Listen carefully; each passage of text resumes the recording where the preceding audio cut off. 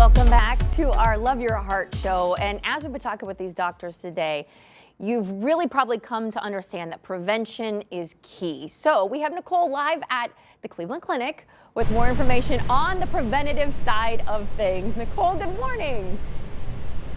Hey Natalie, good morning to you. And as you mentioned, we have been talking about it. So heart disease is the leading cause of death for both men and women. But the good news, so much of it is truly preventable. We are here today at the Cleveland Clinic. Joining me is cardiologist Dr. Luke Laffin. It is so good to see you. Oh, wonderful to be here. Thanks. So Dr. Laffin, we are talking about ways to make sure your heart is as healthy as possible. We're trying to protect our hearts.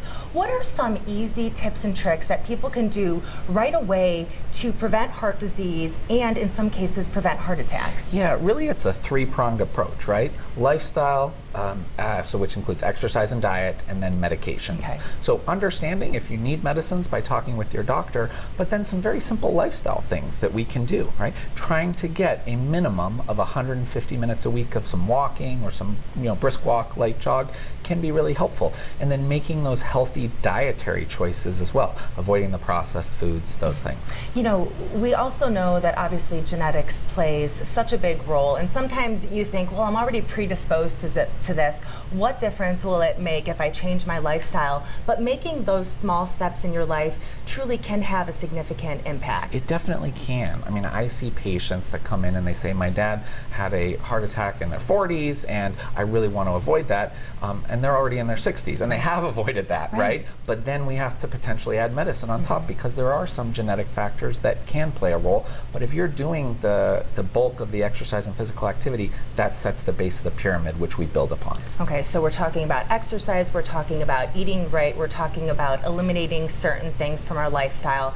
I want to talk now about things we can do at home in addition to that, because we talk about blood pressure, and obviously when you come to the doctor's office, you're the professionals, you're taking blood pressure, but there are some instances where taking your blood pressure at home could be something that you want to add to your daily or weekly basis. So let's talk about that. Yeah, I mean, we actually recommend for anyone that's taking blood pressure medicines to check their blood pressure at home periodically, because we know up to 40% of those individuals have very different in-office and out-of-office blood pressures. So that's really important in this scenario, okay? So let's try and let's talk about how we're gonna do this. I know you talk about it being a little bit different in office versus out of office. I feel like my blood pressure might be a little bit higher now. Hey, you know what? We're gonna do it. So we have a cuff here. It's not connected to a machine, but we're gonna talk through how we can do that, okay? Sure. So we wanna make sure our feet are flat on the floor. And why is that so important? They always tell me to put my feet on the ground. Well, it raises your blood pressure. It gives us an inaccurate number, okay? Your back is supported and straight, and your arm is resting at heart height. And what we're gonna do is we're gonna put this on, okay?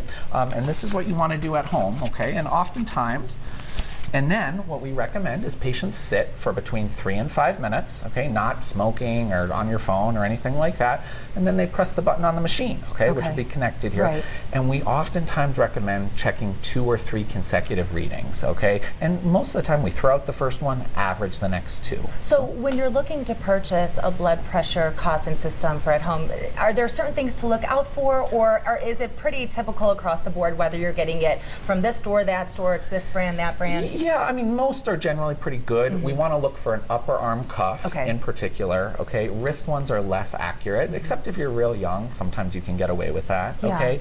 And there's actually a website, it's a non-commercial website called validatebp.org, which lists about 40 of the best validated cuffs in the US. Now, is this something too where if you're taking your blood pressure, you can kind of use those readings along with, say, a Fitbit or an Apple Watch, and then you can kind of take that data, share it with your doctor the next time you visit him or her? Exactly. I mean, wearables are becoming a big thing in terms of understanding our physiology, heart rate, sleep patterns, all of that can be integrated in terms of thinking about longevity, preventing and heart disease. Right, you know, and one of the things that I also want to mention about you, Dr. Laffin, you have been doing this for many years. You love meeting with your patients, but you're also leading the way in research when it comes to heart health and blood pressure health.